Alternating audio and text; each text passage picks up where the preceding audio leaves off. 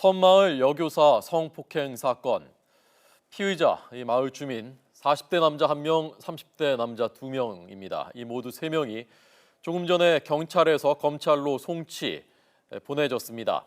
죄송하다는 말을 반복했고 그러나 사전 공모는 하지 않았다고 부인했습니다. 현장에 나현호 기자 나가 있습니다. 나현호 기자 자세히 좀 전해 주십시오. 네, 잠시 전인 1시 반쯤 섬마을 여교사 이 성폭행 피해 사건의 피의자들 3명이 모두 검찰에 송치됐습니다. 이들은 경찰 유치장에서 줄줄이 나와서 잠시 기자들의 질문을 받았는데요. 이 자리에서 피의자들은 미안하다, 죄송하다, 죽을 죄를 지었다는 등의 말을 했습니다. 아직까지 범행을 부인하고 있는 김 씨는 혐의를 인정하느냐는 기자의 질문에 인정한다면서도 무엇을 인정하느냐는 다음 질문에는 기억이 잘 나지 않는다고 대답하기도 했습니다. 사건은 광주지방검찰청 목포지청으로 송치되는데 일단 피의자들은 잠시 검찰에서 조사를 받은 뒤 목포교도소로 이송될 예정입니다.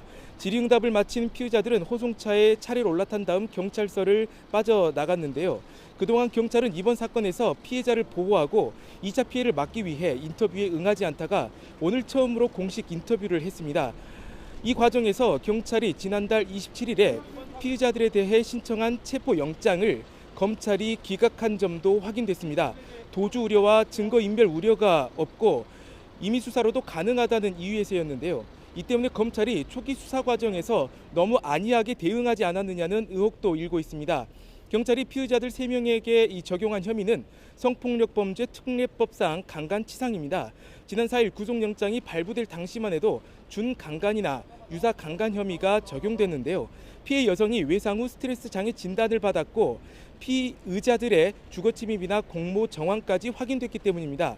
법정에서 강간치상 혐의가 입증되면 피의자들에게는 짧게는 징역 10년에서 길게는 무기징역까지 내려집니다.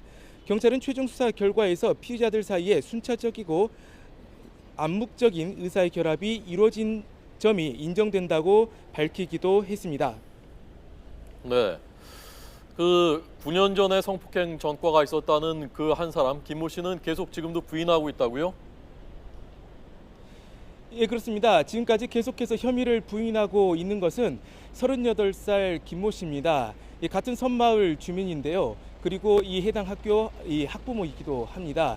그런데 이 김 씨는 오늘 그 기자들의 질문에 계속 죄송하다는 말만 반복을 했고 그리고 혐의를 인정하느냐는 질문에도 인정했다고 했지만 그다음 무엇을 인정하느냐는 질문에는 기억이 잘 나지 않는다고 답하기도 했습니다. 네, 그러니까 대전 사건과 그리고 지금 이번에 일어났던 그 섬마을 여교사 성폭행 사건 모두 부인한 게 되겠습니다. 네. 그 DNA는 검출됐다고요. 그런데 그 김 씨의 DNA가요? 예, 그렇습니다. 2007년 대전광역시의 갈마동에서 일어났던 성폭행 사건과 그리고 이번에 섬마을 여교사 사건 모두 이 DNA가 검출이 됐습니다. 네, 나 기자. 모두 김 씨의 그 DNA인데요. 네네. 그 피의자들이 전화 통화를 했고 뭐 교사에게 나쁜 일을 할 것 같다라고 말했다는 그 내용이 뭔지 좀 자세히 설명해 주시죠. 네, 바로 그 부분이 경찰이 이 공모를 확신하는 부분입니다. 바로 이 피의자들이 이 범행을 저지르기 전에 서로 대화를 한 점을 지금 피해 여교사가 기억을 하고 있습니다. 무언가 그 차에 타려는 순간 이 피의자들끼리 서로 이야기를 했다. 그리고 이 섬마을 그 관사에서도 이 피의자들이 서로 이야기를 한 것을 들은 적이 있다. 지금 이렇게 주장을 하고 있습니다. 이 외에도 CCTV나 그 여러 같이 모여서 이 공모를 이야기를 했던 내용들 모두 다 해서 이 경찰은 이들이 공모를 했을 것에 확신을 하고 있습니다. 네, 알겠습니다. 현장의 나현호 기자였습니다. 새로운 소식 들어오면 바로 또 전해 주시기 바랍니다.